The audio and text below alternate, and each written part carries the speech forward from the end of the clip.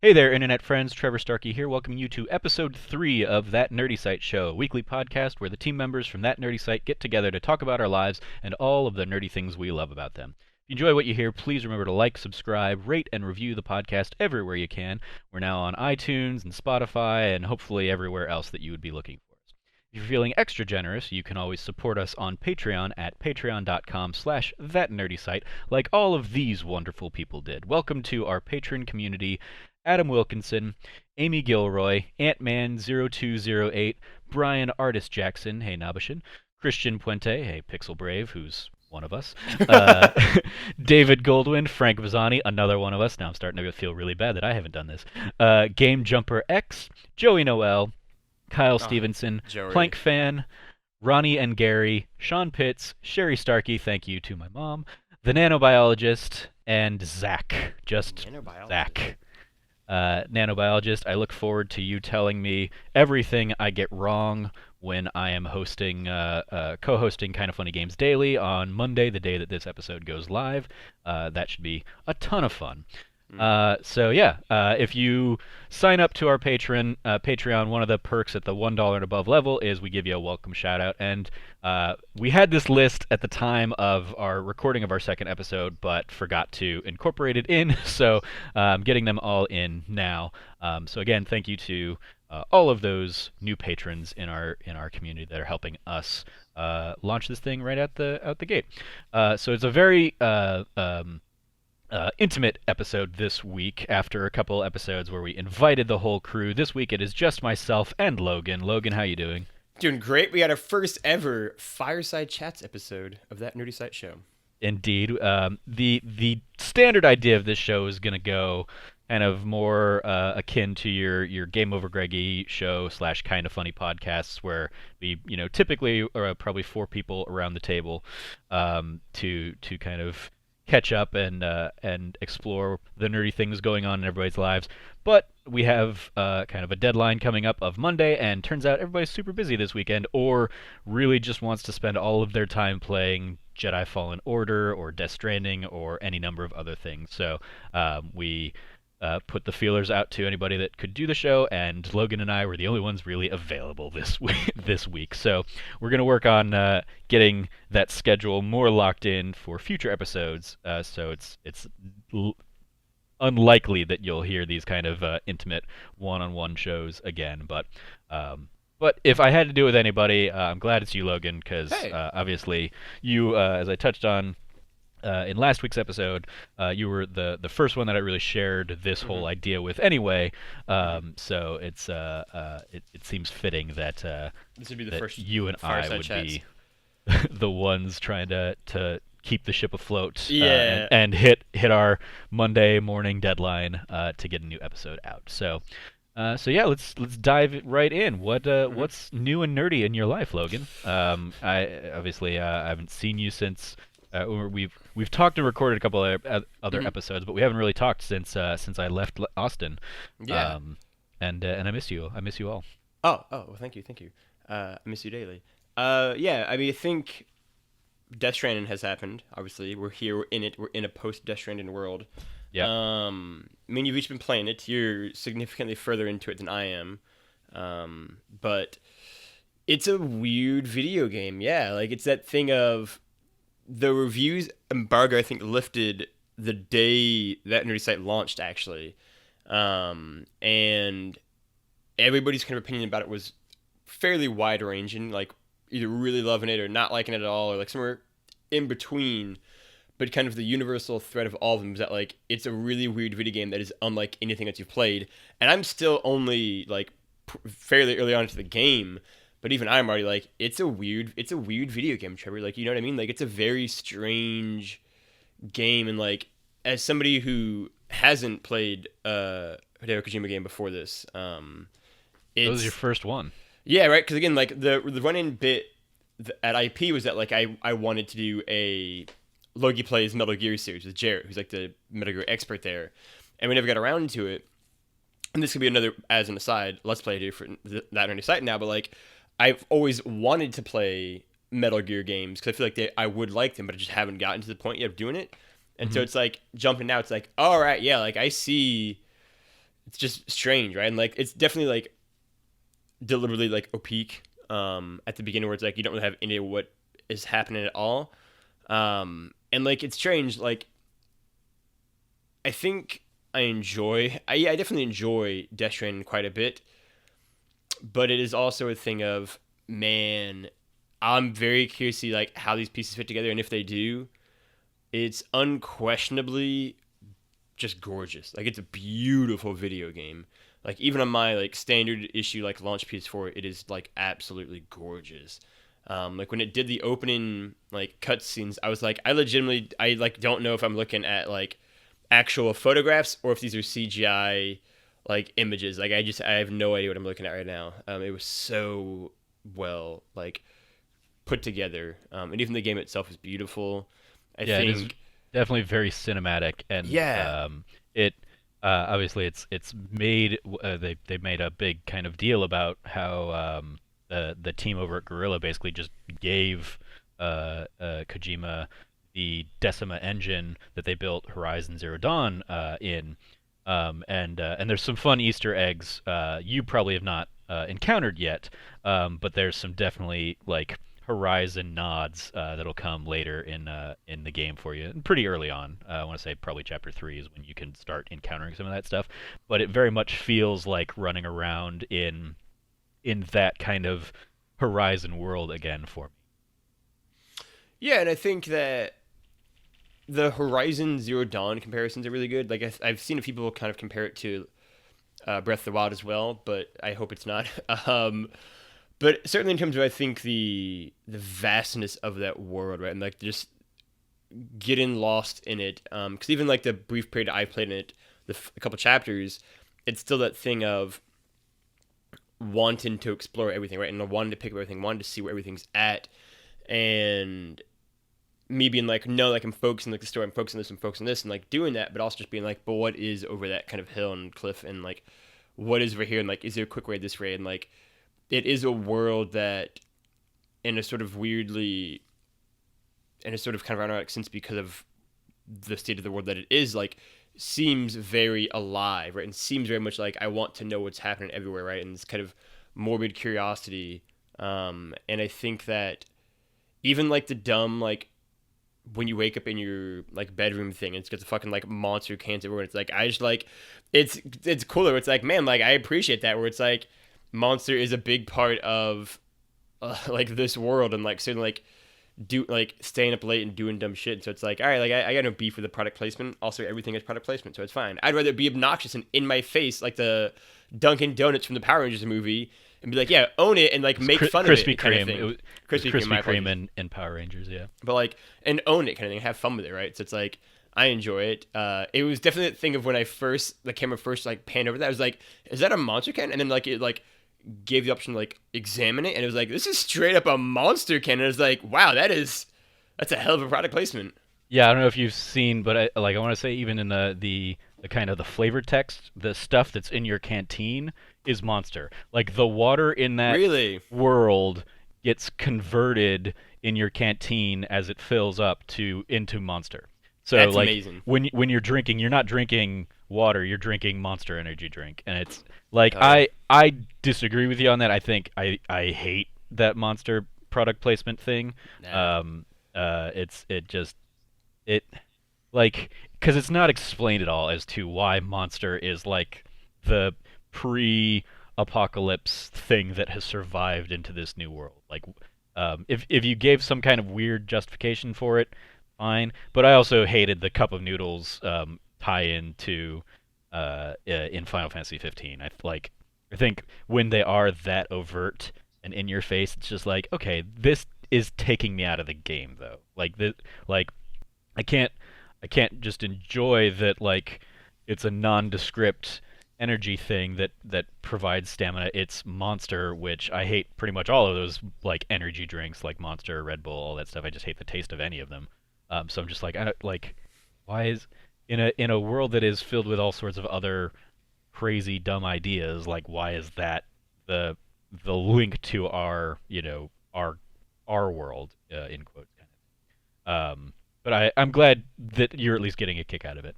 I'll be Yeah. curious because there is later down the line I've encountered a thing where like the monster in my private room has been replaced with something else, and I don't remember if that was a thing that I did like in a side mission that did that, or if it's just if it's a story thing that replaces it at some point. I did want to ask because of where you are in the world still. Have you found Jeff Keighley? I have not found Jeff Keighley yet. No. Okay, he is in that part of the world. I didn't find him initially when I was there. I went back to that side of the world kind of thing after the fact and just kind of did some cleanup stuff in there. And that's another reason that like it has taken me going on 60 hours now to get to chapter 8 is cuz I went back in the game after I had kind of progressed to a certain point and I was like, "Oh, let me go back and do some cleanup other things over in that first section um, that I definitely didn't have to do."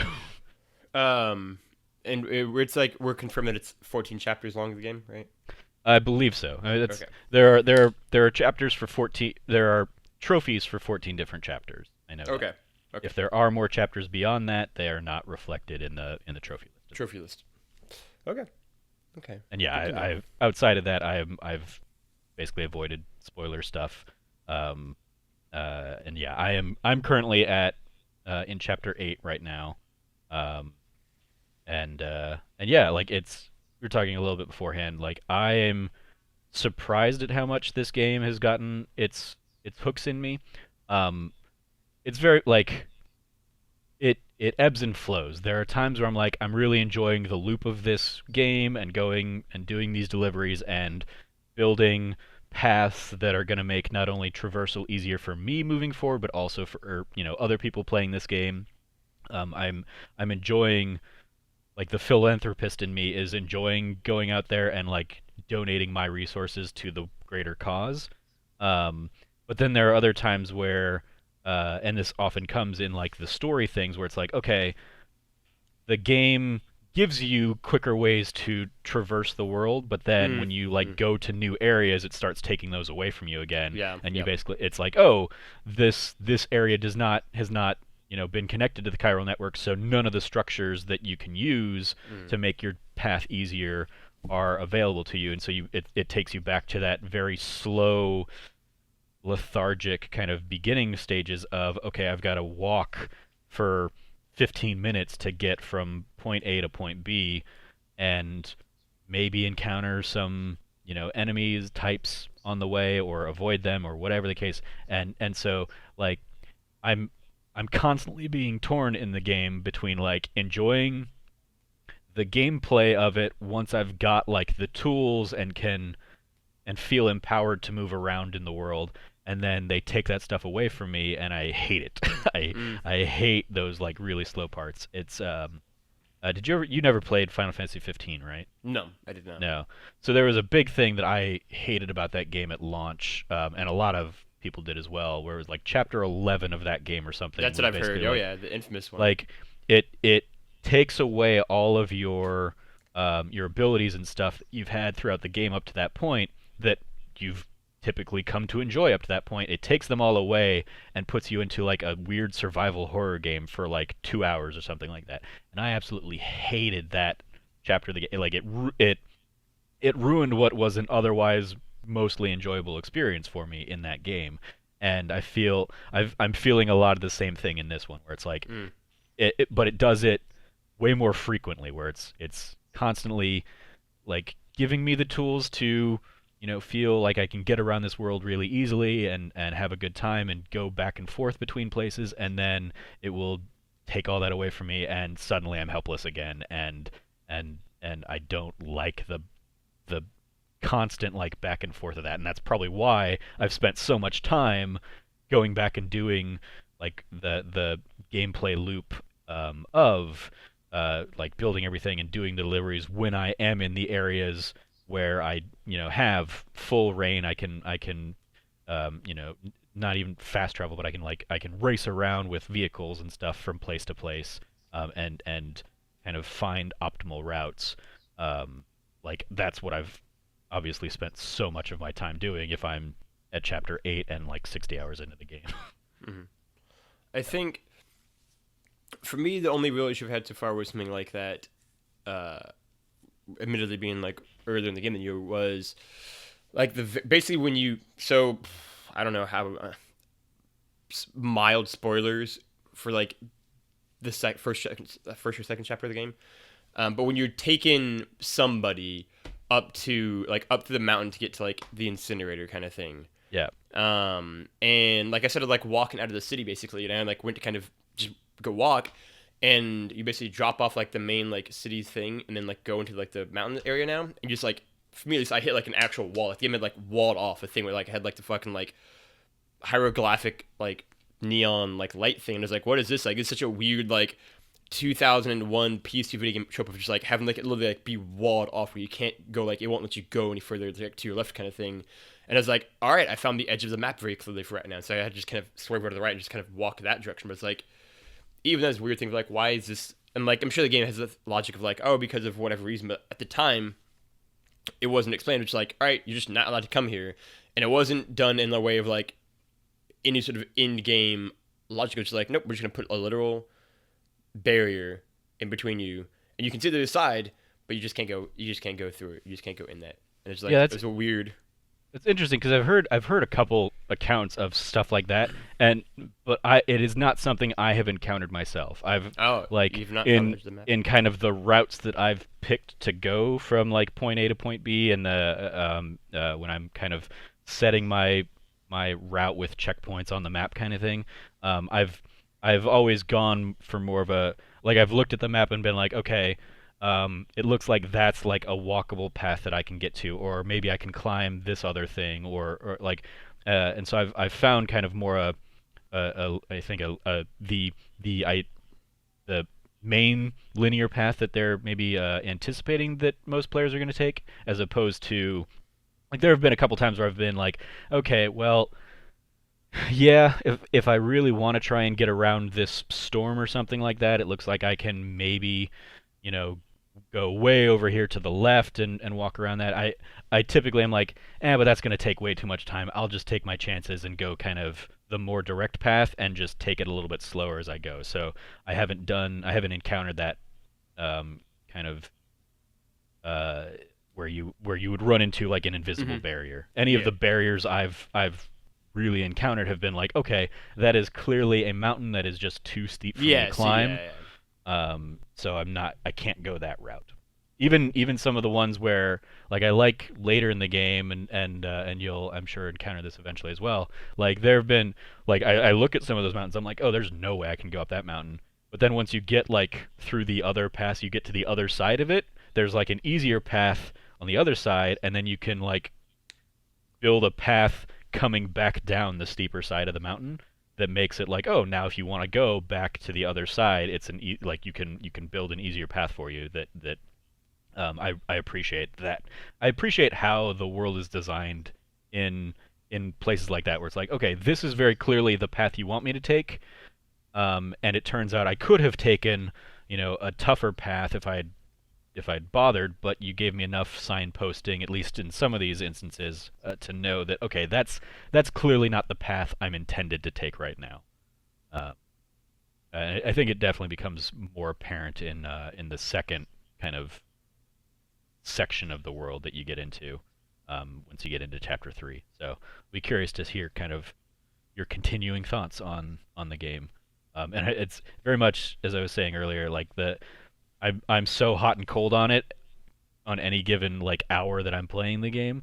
I was thinking about it today. I was like, I'm very glad Logan is the one who's going to be doing the review for We were this, doing so the I review for this. so I don't have to put a score to it because right now Sure. it's just like I don't know what that score would be.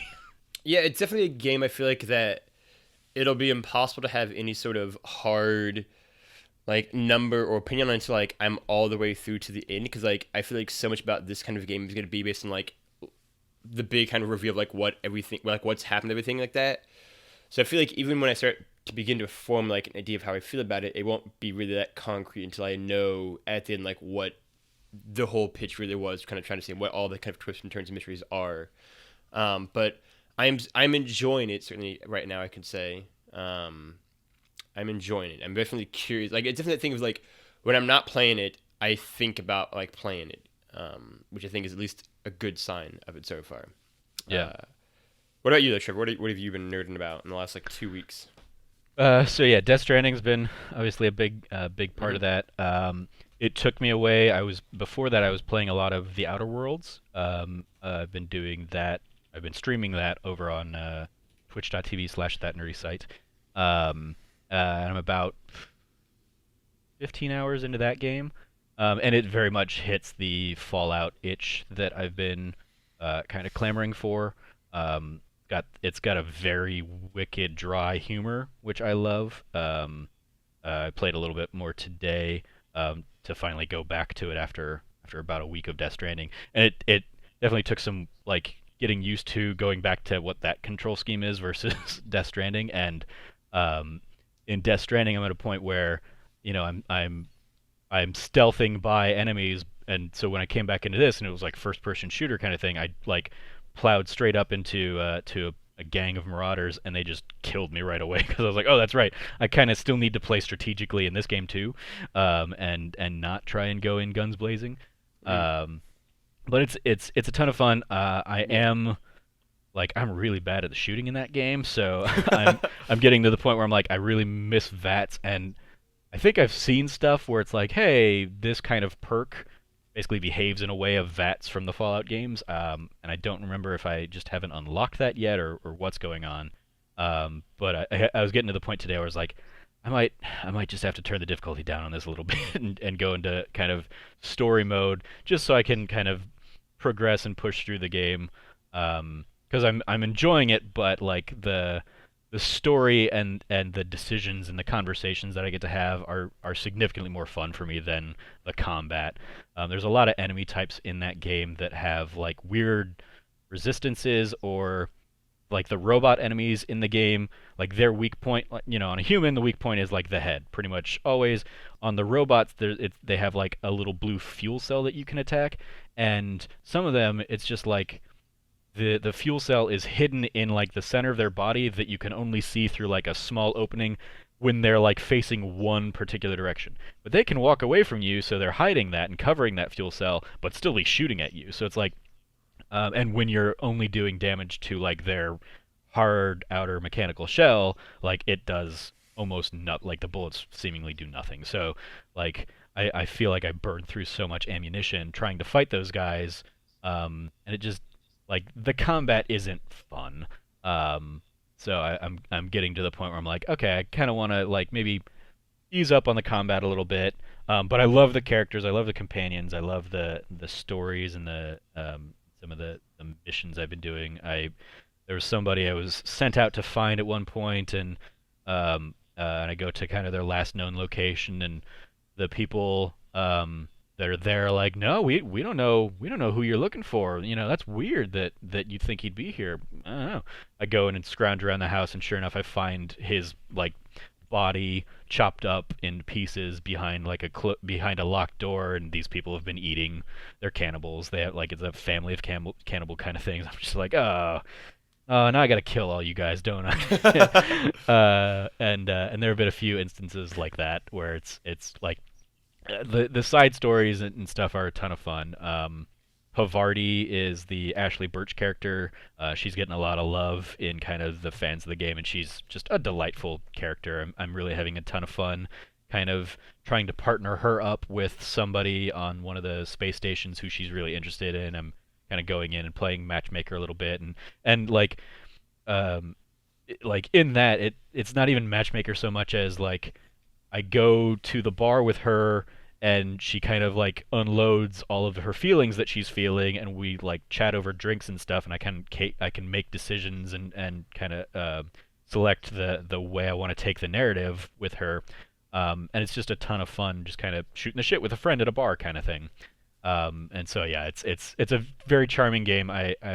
It's very much giving me kind of the Fallout vibes Hmm. that I've been longing for.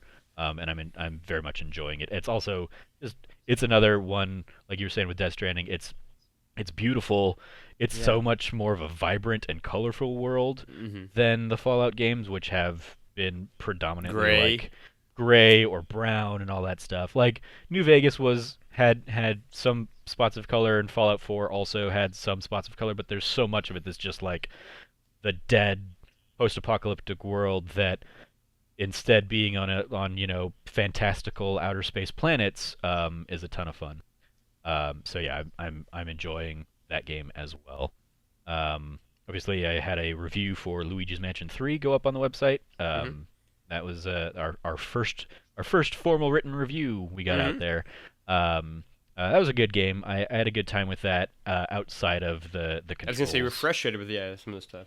Yeah, the gameplay itself was a ton of fun when the controls weren't getting in its way. Mm. Like the loop of hitting a ghost with your strobe light and then being able to suck them up into the vacuum and smash them around and maybe hurt like damage other ghosts to kind of weaken everybody. Like that was a lot of fun. But when you're trying to like do all of that and you have to aim, your plunger to attack something at one of the other ghosts, but the aiming reticule on the small handheld Switch at least. It might have been better if I'd played it in docked mode. I just never do.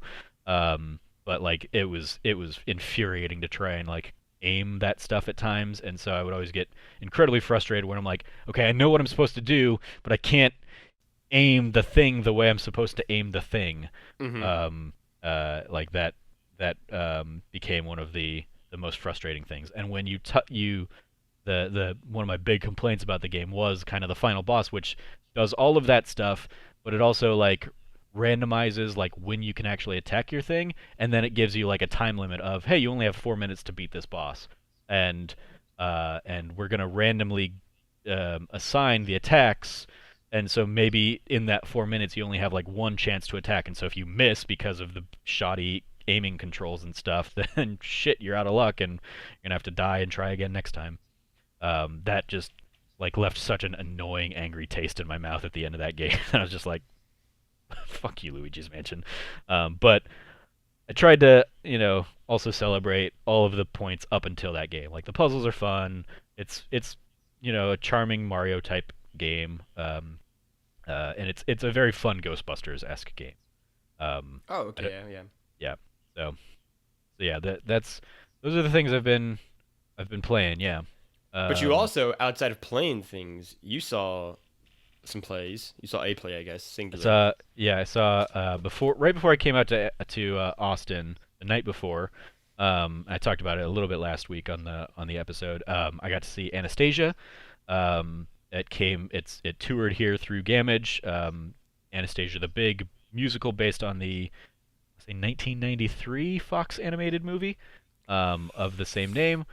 And it was very like I really enjoyed it. Like Anastasia is one of those that like I loved growing up. I didn't know at the time that it wasn't a Disney movie. It felt like a Disney movie. It felt like a Disney animated musical from that era. So it wasn't until like years later I realized it was a different thing, different style, and all that. But it was really fun. One of the cool things that I liked about the musical adaptation of it is that they drastically changed some of the kind of the subplots.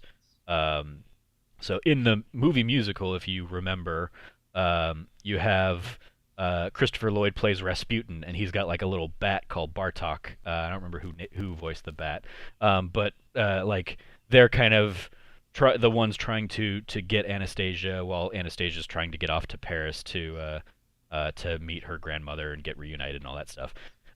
In the play, they were like, let's try and take like a more grounded approach. So they kind of like nix the whole Rasputin subplot and instead turn it into almost a love triangle between Anastasia, Dmitri, who's kind of the con man that's trying to get her to play the part, and I want to say a guy named like Gleb or something like that. I don't remember the character's name, but he's basically like the son of the armed guards that like killed the Romanov family. And he's basically like in the new communist regime, in Lenin's Russia, he very much believes in kind of that idea, and he's basically tasked with ensuring that if this person is a Romanov, that like you need to make sure that finish your father's job, kill her like your father killed the others.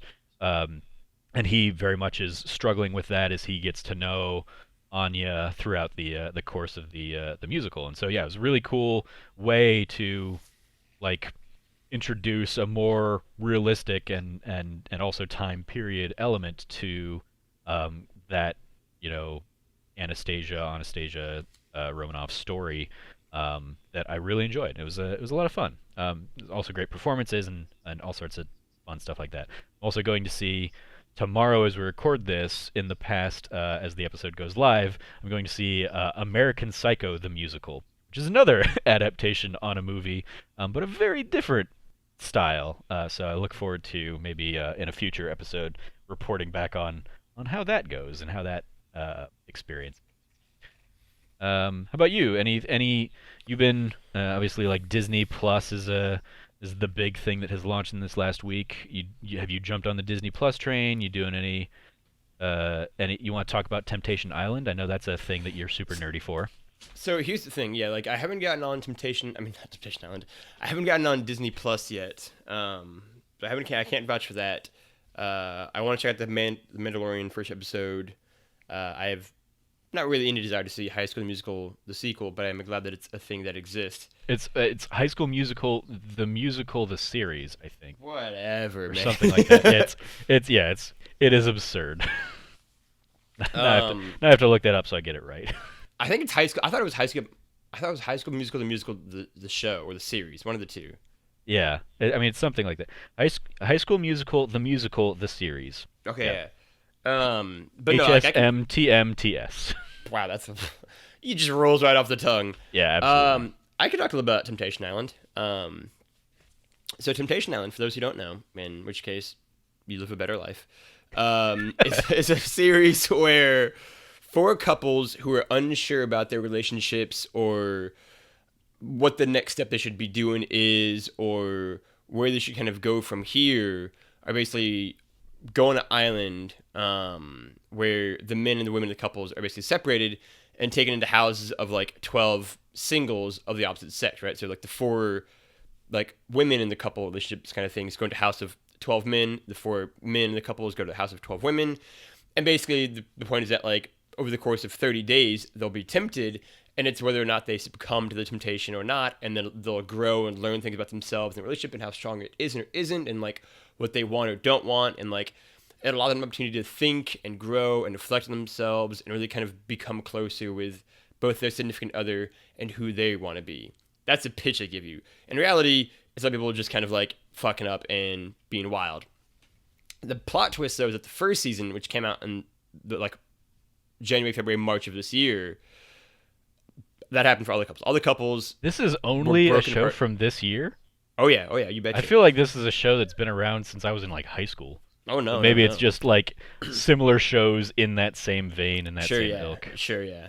But Paradise yeah, it's Island or something. yeah, like some Love other Island. I stuff know there's like another that. one too. Yeah, and yes, people were wilding, getting out of control, and then basically that was true for everybody except for one couple named Javen and Shari. And the thing about Javen and Shari is that when my like friend group in town all came together as a joke to watch the first episode, we also did a thing of like who will be the couple that doesn't like that breaks up first kind of thing. Because another point is that again like the couples don't see each other for the entire 30 days, so they're apart for the entire month. And the only time they get to see each other is like every like few days.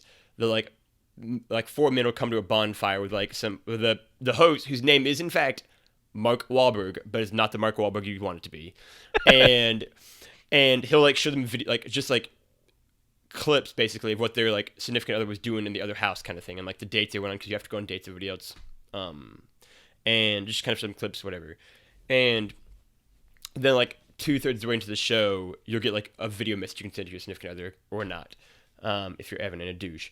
And so, and so basically the first episode happened and we were all like, man, Javen and Shari are going to be the couple that breaks up. They are a disaster, right? Like Shari is just like emotionally not open. She's controlling. She's like super emotional, in terms of just like being like all over Javen. He doesn't like this guy can have any fun. She's paranoid. She's all these different kind of things. And Javen just seems like he's kind of closed off and like is a fun guy who just can't like express it and is like kind of just anxious and all that kind of stuff. And like it was like, man, this is just toxic. It's no good. She's just yelling at him and crying and freaking out over like the smallest details. And then somehow they like broke the rules of reality TV, and over the 30 days actually grew and like matured, and like Shari like learned a ton about herself and became more like open, and like Javen was able to form like these like really solid just like actual friendships with like the other women in the house, and like he grew, and like they each just like grew as a couple and like got better. And the couple that was like written off as like the like unanimous pick of like they will break up first was the only couple not to cheat, not to break up. They're super cute and like amazing, and like Javen like proposed to Shari at the end. It's like great, and like they're still like together doing like super cute stuff on Instagram because I follow them on Instagram and Twitter. It's great, and like it's like a perfect love story and everything. And then season 2, I'm just gonna say right off the bat, we don't have a Javen and Shari. We don't have anybody that's really gonna grow and evolve in the same way. And also, we don't. Another thing about Javen and Shari too is the fact that like not just did they actually be like not just were they good people who like grew and actually like use the opportunity to like evolve and like strengthen their bond with both one another and also like with their individual selves and grow from that, but also the fact that like it was such a great like heel to face turn, for like Shari in particular, because Javen was always just like a face. But like it was just great from that perspective. But like here this season, it's like now like it seems like this crew is definitely like maybe a little bit messier. And sure enough, last Friday, a week ago, me and my crew we watched 3 episodes over the course of 5 hours because we kept pausing and screaming and shouting and debating stuff. And yeah, like these if you'll pardon my language, motherfuckers are out here just wiling Temptation on season 2. There, it is absolutely nuts. Like the running gag was that like in the first season, nobody cheated until episode 5 or 10. So nobody cheated until like the halfway point, and even then it was like slow going kind of thing. By episode 2, somebody already cheated in this season. By episode like what was it like 3 or 4, some matchup was going down. And then by episode 5, it was like, yo, these people are like out of like what just happened is absolutely mad. And like it was the thing of like how do we like where do we even go from here? Like I don't even know like there's still half season left. What's the point? Like so 2 couples have already cheated, 2 more haven't, but they don't seem great. And like it's that thing now of like I don't really know who I think will last out of any of these. Maybe there's like one couple, a Seneca and her guy, like they could maybe make it, I could see, but like it is messy, it is wild, it is trash reality TV, it is terrible reality TV at its like finest. And yeah, that is something that I've definitely geeked out on in the past few weeks. Yeah, I'm a big fan of it. I saw in one of like Jazz's Instagram stories you and somebody freaking out about a moment in there. Me and Renee, yeah. Yeah, I was like, oh, something big must have gone down. And yeah, like we talked about it a little bit, where it's like there's nothing in the video that like indicates that it was Temptation Island really. Like the video basically shows like somebody kissing, I think, or something like that. And I just having hung out with you for the better part of a week while I was in Austin, your love of Temptation Island came up, and and so I was like, oh, I'm putting 2 and 2 together. That must be a Temptation Island thing that he's watching. Yeah, it was.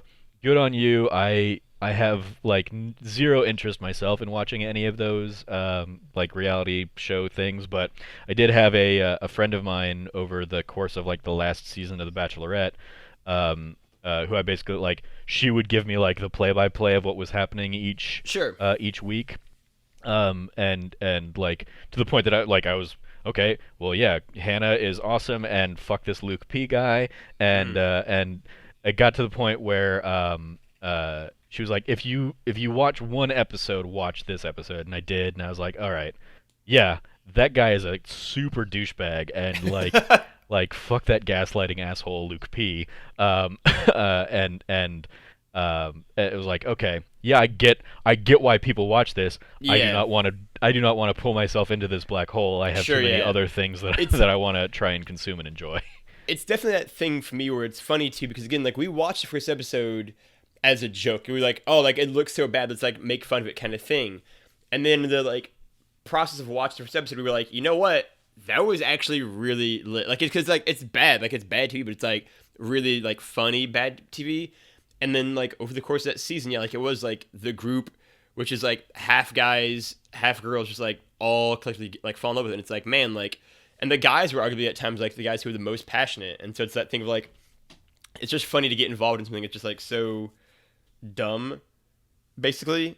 And it was, it's such a weird like thing for me where it's like, because I don't really love reality TV. Like I don't watch like any of these other things. Like I don't watch Bachelor like friend of the show Joey Noel does, and she can rant and rave about this all day long, right? Or like Gia can, or like these kind of things. I can't do that, but like when I do like a reality show, I like really love a reality show, right? Like I think back in the day, like me and Roger McCorney have bonded with the fact that like we each were big fans of Flavor of Love, Flavor of Flav's 2-season long reality dating show, shot to New York, and like obviously like one of the most like important TV shows in my life is Survivor, right? Like that was like that first season of Survivor is like a seminal moment that is like seared in my brain of like I've never seen anything like this before in my life. Like it like invented so many of like standards of like what we know today, and like nobody like the first season in particular is cool of Survivor because nobody knew what it was. Like they didn't know if it was like a game. Like you didn't know if you were doing like as a game or if you were actually trying to like make, like it was such a crazy thing. And then to see Richard Hatch, who ended up winning and become the first Survivor like champion, basically invent the game of Survivor over that season. Like he like basically everything that every other champion would ever do. Like he established in that season, like all the players who kind of base their gameplay off of, he did, and he was like the only guy from the very beginning to the very end of that first season who like played as like, look, I don't want to make friends, like I'm like, or it's like it doesn't really matter to me, like what this is a game, and like betrayals and backstabbing and lying is a part of it. Like it's a game for $1,000,000. Like that's what we're here for. It's not here to like be kumbaya or be like the Robinson Crusoe family. It's like no, it's a game, and like him taking out that claim and like playing it like that and being so smart and being so savvy and being so clever was like mesmerizing for like 8-year-old Logan to watch and be like just utterly riveted by this guy who just had such a great understanding of like people, I think, and like what makes him tick and like what drives him, like kind of the politics behind that. And so like the few shows that do get me, like really get me, and Temptation Island, despite me being like there's no way I'd ever love the show, has yes very much got me. But you know, Yeah. like On, so on that something I'm worried Survivor, about. real quick, rest in Yeah, peace, Rudy, who oh, dude, who yes, absolutely, passed away. Like, yeah, I think he passed away the day that we launched. I remember seeing that and yes, being like, oh, poor guy. absolutely. And like that was a cool thing that like because I think Survivor, to be clear, is very different than Flavor of Love or The Bachelor or Temptation Island. Like Survivor is actually, I think, a legitimately like great TV show, all about kind of how people work and like how their minds work and kind of the tendencies towards like betrayal, but also loyalty and also like all these other kind of like emotions and traits. Like I think Survivor is brilliant, and that first season when it was like Rich and Rudy, right? And like there's a moment late in that season where Richard Hatch is like a 40 something, like extroverted, like bit like businessman who also just happens to be gay, right? And like Rudy is still the oldest contestant on Survivor ever. He was like 70, like 8 years old or whatever it was, like 75, something like that, 76. Retired ex Navy SEAL guy, and they just like build up a bond and rapport. And then there comes a point late in the season where like Richard finally like tells Rudy that he's gay, right? And like Rudy's reaction to that is like so like I'm even at the time like it was like probably a watershed moment in time where he was just like, okay, yeah, like, and it was like, and like Rudy's very way of being like, he's gay, like I don't know what that like, he doesn't want to like do anything with me, so like why do I care? Like it's whatever, like his own life. Like Rich is a cool guy, I like him, and it's like that was all it was, and like it was just like cool, like nonchalant, like doesn't matter to me thing, and especially in 2000, which is 4 years before the 2004 presidential election, would be like centered in large part around like the issue of like gay marriage being like constantly like constitutionally prohibited. It was such a like through the like looking at into the future moment, and I think a showcase of like people's ability to just kind of recognize the just inherent like humanity in like people, and also the fact that like Rudy, aside from that awesome moment, has what is still probably the single funniest like scene on Survivor ever, which is in that first season, obviously, where there's a challenge in the final like 4 or 5 people left, where basically you have to like run around in a forest, and then like you're running very quickly, get to like a tree thing, and have to like it'll play your video, and you have to like answer a question in response to that, and like if you get it right, you like pick a piece out, and if you get it wrong, you don't, and you have to kind of keep going until you get it right, and you have to like collect like 6 keys, we'll say, and then unlock a big chest in the middle because that's how survivor puzzles work. And it's like Rudy and Rich and like the kind of 2 or 3 other people that were left. It's like the final 5, whatever, and they're all like running and sprinting around and going. And then it cuts to Rudy for his first answer. He goes like, "What is like the like oh in like the in Borneo where we're at like elk is a like popular treat to eat. What country has the most elk in it?" kind of thing. And it just cuts to Rudy being like, "Well, I don't know," and him just like runs off to the next club and being like, in Borneo, like grass is very green. What country is also green, kind of thing. And it's him just being like, "Oh, I don't know." And he just runs everyone again and again and again, be like, "I got what," and like just like doesn't have like just can't even think about the answer to anything. He's just so like frazzled, and it's and like him just being like, "Oh well, like what," and then like it's just his like absolute just like meltdown in that moment is iconic. Like it's like a classic Survivor moment from the first scene. Him just being like, "What," but like in such a like great Rudy way, right? Like Rudy in general is somebody who I think is awesome and I love. And like again, like Rudy, if not for Rudy, I think it is legitimately fair to say that like the first season of Survivor and thus like all Survivor, and then by process of that, like all of reality TV would be very, very different. Like he made it all the way to the final 3. If Rudy had been in the final 2, he would have won the show. Like he would have won the $1 million if he had been in the final 2. Like there's no doubt on that. And so yeah, like he's awesome. I saw it in News 2. I was very sad about it. My dad, who's a massive Survivor fan with me, grew up watching it with me, was also sad to see that. And so yeah, obviously shout out to Rudy and thoughts and prayers. But yeah, reality TV is good sometimes. Actually, that's the hot take for the episode. I mean, I have instead been because I have been watching a ton of Disney Plus. Basically, like as soon as that went live, I threw on a Goofy movie, as I said I would like months and months ago. That was the first thing I watched, and I just yeah I continue to enjoy that movie. And then I went into The Mandalorian, which is like the big thing. I'm like, okay, like I'm interested. I've not watched the second episode, which went live today as we're recording this. I've not watched that yet. I'll probably do that after we hop off. But I'm enjoying the style and the look of that show, and I'm excited to see kind of where they go with it. And then been watching a whole bunch of Star Wars Rebels because that was on like Disney XD, and I was like, I don't have that. I don't have no way of getting that. But I'd always heard good things about it, and I really enjoyed the Clone Wars series. So I've been burning through that. I want to say I'm like in somewhere in the third season at this point of Rebels. Been very much enjoying the adventures of Ezra Bridger and the crew of the Ghost. And then I've also watched a couple of the other original programs. I watched the first episode of The World According to Jeff Goldblum, Hmm. where he goes and he gets really in steeped in sneaker culture, and he goes to like a sneaker convention where people are spending tens of thousands of dollars on pallets of shoes and stuff like that, and he's baffled by it all in very Jeff Goldblum sense. He go Um, yeah. for that, when I was recording that Wanna Be Film class with Ben earlier this week, I want to kind of hear your thoughts in contrast to this. He described it as a 30-minute show that would have been better off as like a 10-minute kind of web series thing.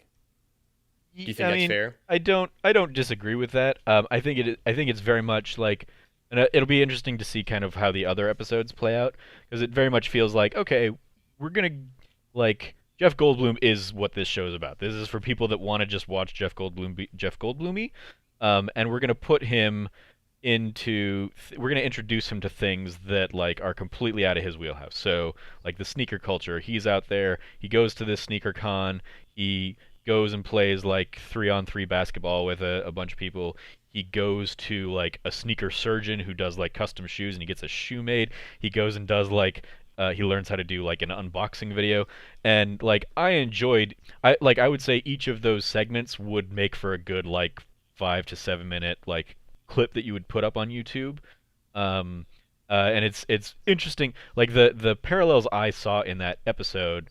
I was constantly thinking of I have zero interest in sneaker culture, but I was in everything he was doing. I was drawing parallels in my own head to our gaming culture and going to things like PAX and obviously Let's Play videos and all sorts of kind of the culture surrounding that thing that we love very much, I think, can be kind of a one-to-one correlation to the sneaker culture that is shown off in that episode, and it's just fun seeing Jeff Goldblum kind of like exposed to all of that, and then he goes in and does like some kind of he'll run through the history of a thing that they very much kind of do as like a they do that in post kind of thing to add like a framework of the episode. But I wouldn't argue with Ben's sentiment there. That said, like it was something I had going on in the background while I was playing Death Stranding, so I wasn't like incredibly focused on the show. It's very much it's like a Jeff Goldblum podcast of sneaker culture kind of thing, and we'll see kind of where future episodes go and the other things that he's being introduced to throughout the season. But yeah, I could very much understand where Ben is coming from on that front. In that, yeah, you could easily cut entire segments out of that thing, and I don't think you're going to lose too much of the framework. It's also, like I mentioned to him, the first episode, so it's very much like they can be figuring out kinks and kind of, as the show goes on, if there's a second season, they'll kind of improve it and tweak it, I'm sure, and Yeah, build it from there. yeah. And then the other original show that I've watched, I've not watched to the I'm sure chagrin of some of our friends, the High School Musical, the series show yet, Nope. but I have watched The World of Imagineering. It's basically a multi-part documentary on the Imagineers that like make Disneyland and Disney World rides Oh, and stuff this like is that. cool, actually. And so the first episode in particular is kind of all about um, Walt Disney's ideas for the parks initially, and the struggles that they kind of encountered in trying to get Disneyland up and running in time for launch and all that stuff. And they have interviews with some of like the original kind of like Imagineers and the guy who like designed Autopia and the Matterhorn and stuff like that. And so it's really cool, kind of episode one going through basically everything that they did while Walt was still alive, and it goes up until basically Walt's death, which happened shortly before Disney World opened. And so I'm interested to see kind of where the rest of the series goes, because now like one of the things they touch on at the end of that episode is like now we had to figure out how much of our jobs Walt was doing for us, because so much of that initial core concept was like just coming out of his brain and him getting people to figure out how to make it work. So I'm Yeah. interested to see how the Imagineers that kind of do all that design at Disneyland pick up the pieces and run with it and come into kind of the next 40 50 years of refining that theme park and hmm the all the other theme parks over the years. So yeah, that's probably it's probably my favorite thing that I've watched actually so far was that, because I'm obviously a huge Disneyland fan, having gone a ton of times in the last couple years with people like Ben, and so I love the history of that park, Yeah. and so it's a cool like when that got announced, I was like, oh, that's like the sleeper hit for what I'm super excited about, was that Yeah. behind the scenes look at something that is so innately Disney. So yeah, I definitely I like if that. people That appeals to the history lover in me, too. yeah, if people have not checked that out, I definitely recommend. So yeah, that's what I've been doing on the Disney Plus. Um, lots of lots of Star Wars stuff and lots of the originals. Uh, so, anything else you've been nerding out about? Um, I think we've pretty much tapped me out. It's been a weird week for me, too. I think that's part of it, which is it's been very sleep deprived, busy week. I will say, um, this is like now we're like mildly venturing into like the plug territory, but like been working on like the welcome piece for me for the site. Hmm. Been like chipping at that, and like it's been quoted like again just get back into like writing in that vein. Yes, So that's been kind of nice. Yeah, I guess that's another thing I've nerded out about was getting the reviews for Luigi's Mansion and now Dark Waters, the movie, up on the site. It was like okay, like it's been a while since I've written a review of a thing, because even during like the last couple years of Trevor Trove, most of what I'd been doing was just like, oh, I'm just gonna sit down and record Video. a video of my thoughts, and I'm not gonna like really structure this in a way and format it, and I as I highlighted this week, like I never used to do scores on Trevor Trove stuff, so that's a new thing is really identifying and saying, okay, where do I want to classify this game? How do I want to put a score to it? And our rubric is very much built like the IGN rubric, where it's like, hey, like if it's in the 9, if it's in the 8 range, that's a great game. It's that great game. If it's in the 7 range, it's that good game. I don't remember off the top of my head what adjectives we used for 9s and 10s and stuff, but it's I'm very much still That basically being like, incredible and that phenomenal. yeah, that sounds right. So yeah, like I'm enjoying basically saying, okay, like yeah, read all the things I said about this game, but if you really, if it is that like too long didn't read kind of mentality, okay, you can scroll down to the bottom and you can see I thought this was a good game or I thought this was a great movie or something. And it's been a lot of fun kind of getting just in the back in the rhythm of writing that stuff uh, uh, as I go. Um, yeah, I'm that's another thing I've been nerding out about is creating content again. That's I cool. know, right? That's the thing. Like, and this we can definitely like start to wrap it up here, but like it's that thing for me where because now we sit and have like it's. I think this is why I like doing this with you too for the first like one-on-one fireside chat podcast too, where it is that thing of sitting here basically exactly 2 weeks after we launched, and for me at least, and like it's different for each of us came to that site with very different like content creating backgrounds. Obviously, like yours is much more kind of focused on just you doing it kind of by yourself. Me was obviously being part of a team, but we each had breaks before this. Yours maybe a little bit longer, but still we each had breaks. And to get back into the rhythm of it again, get back into the flow of it again, to get back into kind of doing it and like beginning to like build a weekly schedule of like kind of your life and like the people that you're gonna interact with like on a weekly and daily basis. Um, it is a cool reminder of like why I love doing it and also like why I love being part of a team. I think, and the support you get from that. And I think kind of the sustenance you get from that, and like I think the sparks of creativity. Like Ben messaging me back and forth about like film ideas he has and like film like how to tweak that one film class, how to do like a holiday special kind of thing or whatever, and like Christian talking today in Slack to all of us about the That, like anime show is gonna be yep. launching soon, right? And it's like that thing of like it's very exciting to I think get back into the flow and rhythm of it. And I we I think I'll speak for both of us here. We each needed the break we had. We needed it.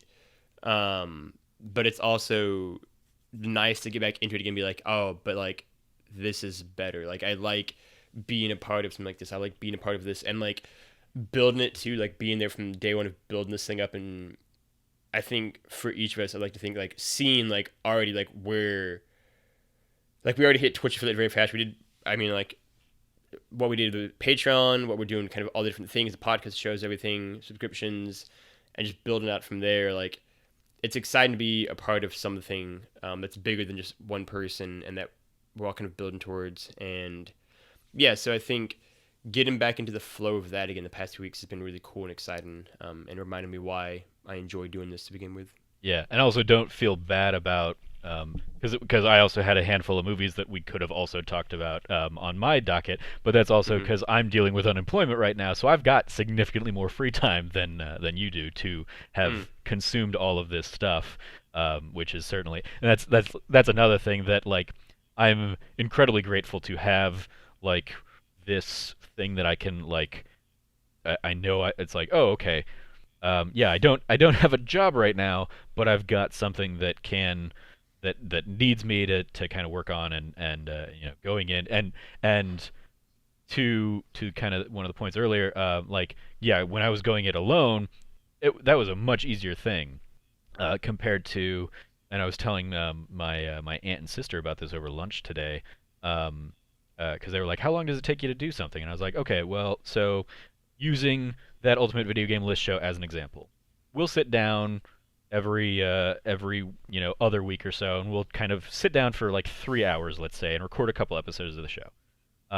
And that is only like the first part of the job. Then I have to go in and take everybody's audio and sync it up and then cut out all like the pauses in the speech where there's some lag or people take inordinately long times to think of their picks, and I want to cut that down, as well as like, hey, we're all recording from 4 different remote locations, so if Cameron coughs into his microphone or something, or I do, I don't want that muffling Logan as he's trying to talk about his game or something like that. So Mm-hmm.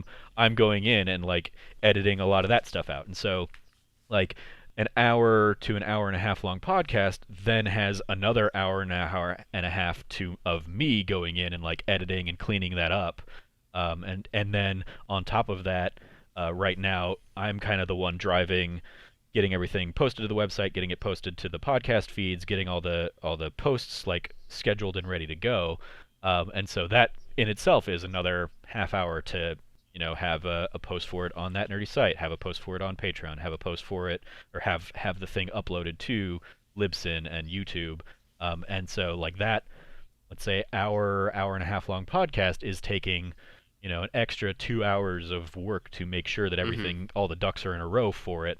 And I'm like right now, I'm like I'm great, like I have the time to do that. Great.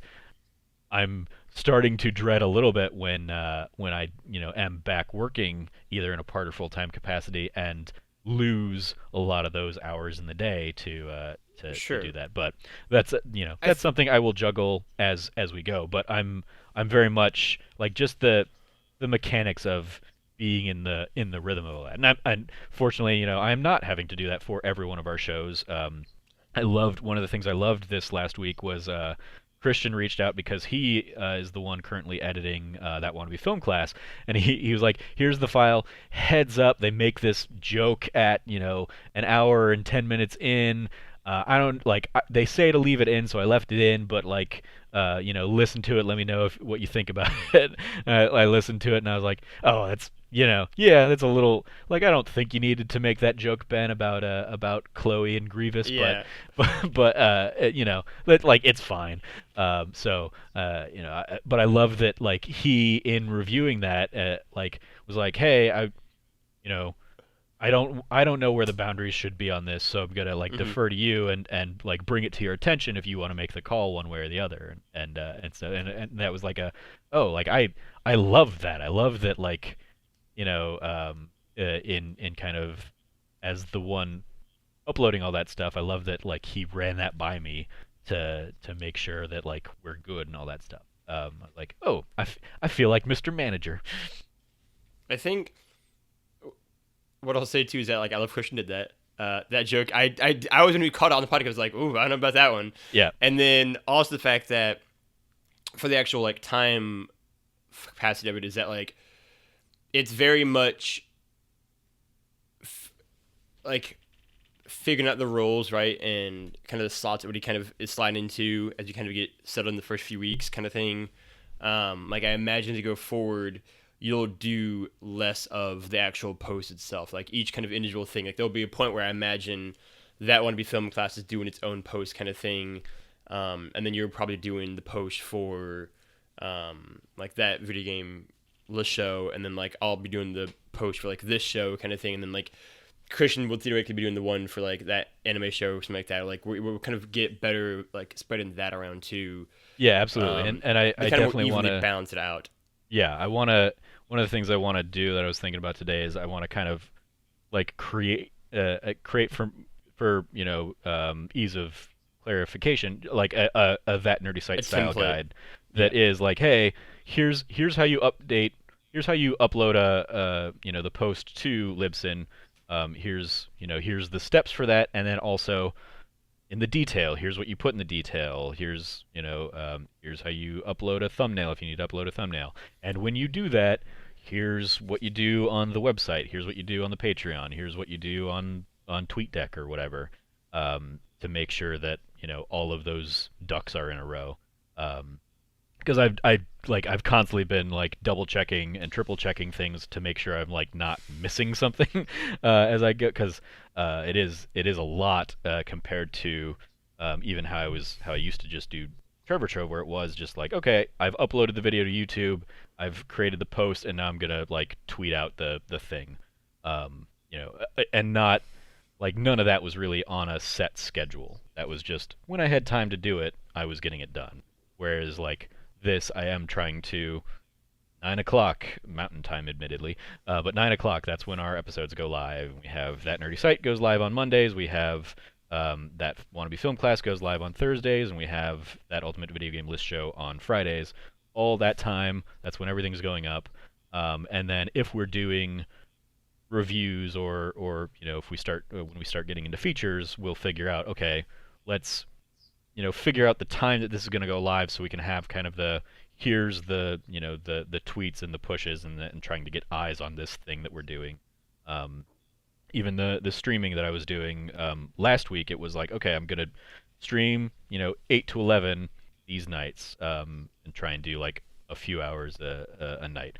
That kind of fell by the wayside with Death Stranding sucking up all my time this week, but that's another thing I want to kind of figure out what the schedule for that can be. And again, like eventually, yeah, I want you guys to do some of the streaming, and so yeah, like we were talking, I think maybe before we started recording, but like you want to do like a Man of Medan stream. Yeah. That yeah, like we all have the tools to do the stream. It's just a matter of getting the login and whatnot. And any of us can do that stuff. So that's right now I'm probably holding on to a little more control than I should. But that's just my way of thinking, and I will like I'm when everybody's like in a place where we have kind of our schedules a lot more locked and the ideas and people ready to say like, yeah, this is what we're gonna do on this day and blah blah blah. I'm all too happy to relinquish some of that stuff. And like you and I have talked about it, like next week while I'm in San Francisco, you will be the one kind of driving this show as an example. So yeah, looking forward to all that stuff. I think as a final note that it's like I'm excited again. Like I'm excited. One of the things that has me most excited that it also is a prominent aspect of like my welcome post is seeing everybody grow and evolve and like kind of like what they'll be doing, and kind of the slots they'll take in and positions they'll kind of slide into, what they like, what roles they kind of fill, and like at a certain point in time, like having like again like we kind of did IP, like having editorial meetings and having that kind of thing like which helps clear out a lot of things and help kind of set like a guideline for like the month and next few months in advance. These will all be things that will kind of I think help further establish it and whatnot. But anyway, it's very exciting things. We do have to figure out, like, because Ben tried to call dibs on like reviewing all things Star Wars the rest of the year, and I was like, yeah, not quite. Like, we gotta dole some of that stuff out. But that is even that's another element, and I'm like, oh, I don't know if anybody's playing Pokemon or something, but hey, if they are, do they want to do a review of that or? What IP did by the last like year and a half we had like a giant like Google Docs thing basically where you could like put in just like your name next to a game you might like, and then if most people put their name next to the same game, they would like figure out and talk it from there, be like, all right, cool, like I'll take this one, but then I'll trade you like this game kind of thing and figure it out from there, like a seniority system kind of thing too in that case. But like that at least like helps like clarify like, all right, these are all the things. It's not a case of where like somebody claims a game and the other person's like, I just forgot that it was happening, or like it's so far out that I didn't think I had to like stake a claim to it kind of thing, and like it like makes all these like aware of these are the things, and so we kind of see who might be interested in the same things. Again, these are all like small things that we'll kind of figure out, and again like a meeting and just talking about it in Slack will help address. But yeah, I don't want to derail this conversation too long. But yeah, I mean these are the things we're nerdy about, is how to make this site how to run a website. Yeah, I mean it's true.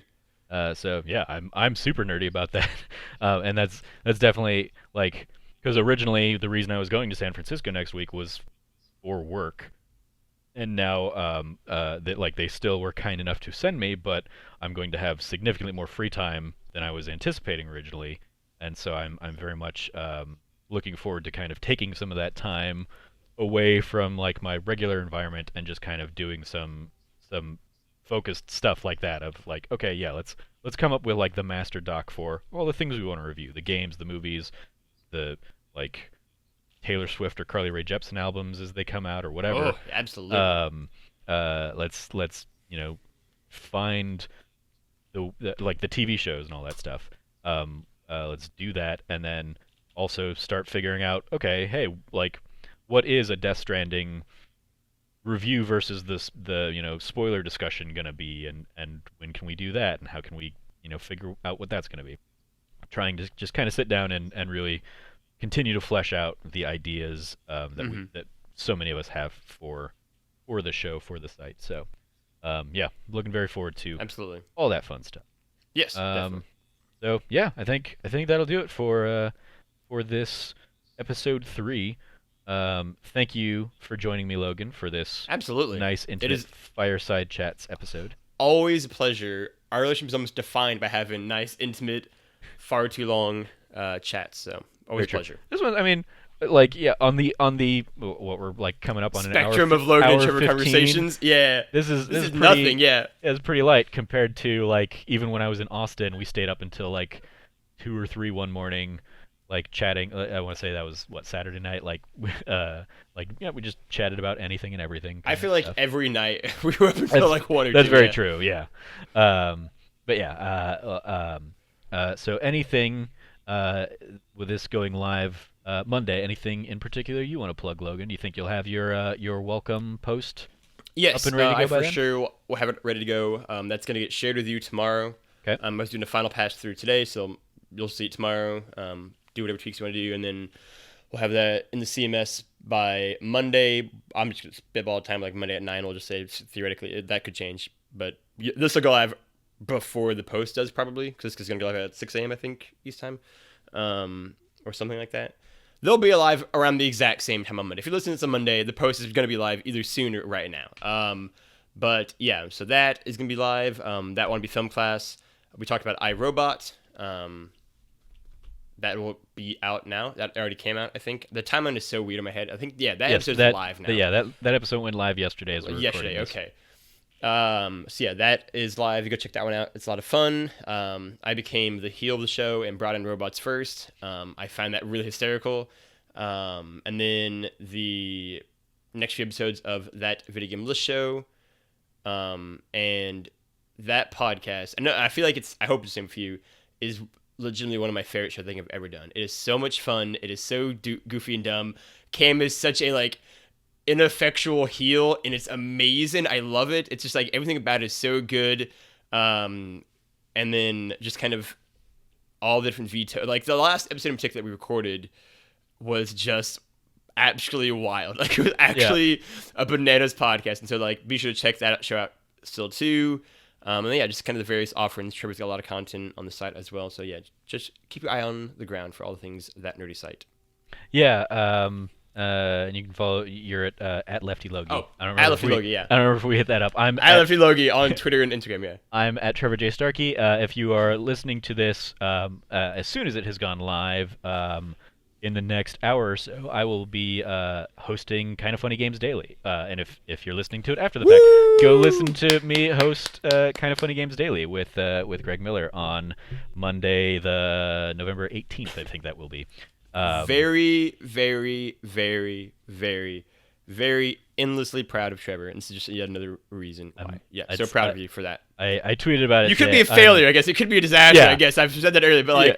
I have somewhat of faith here. But yeah, Yeah, here's hoping. I tweeted about it today Trevor that just passes out. Yeah, the very first podcast I ever did was when I went as a Patreon guest and did the Kind of Funny Games cast, like in May, I want to say, of 2015. So only a few months into their run, and I remember like beaming at the time because Greg said something to the effect of like that was our greatest episode yet.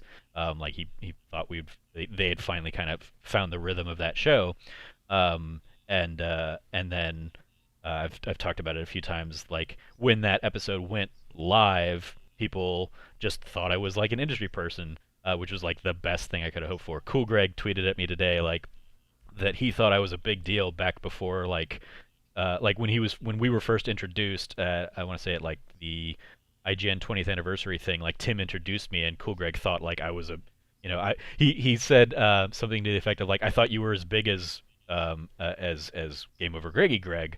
Until like he followed me and saw my follower count was drastically smaller, So yeah, but like that just also means the world. So yeah, it's a nice kind of full um, circle in a way. yeah, getting to come full circle on this, to go out and do it. Obviously, like I've loved everything he's been doing with bringing other voices onto their shows Mm-hmm. and stuff, and a lot of that he started doing like while I was kind of out of the game of not creating stuff. So I'm incredibly grateful for the opportunity to go and do that show with him on Monday. So hopefully I did not suck, Yes, future Trevor, knock on wood. Yeah.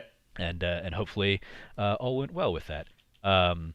Otherwise, yeah, we talked about. I've got a couple reviews up on the site. Check out all the podcasts. They are. I am having a blast on doing all of them, or the ones I'm on. And in addition to Logan's piece, I will probably have some sort of like here's like some kind of write up, I think, about what I talked about earlier in this episode of like why Death Stranding is like scratching an itch I didn't know I needed scratched kind of thing. So yeah, figuring that out. See if I can write that out in the next day or two. And yeah, that's it for this episode. You can follow all of us at that nerdy site.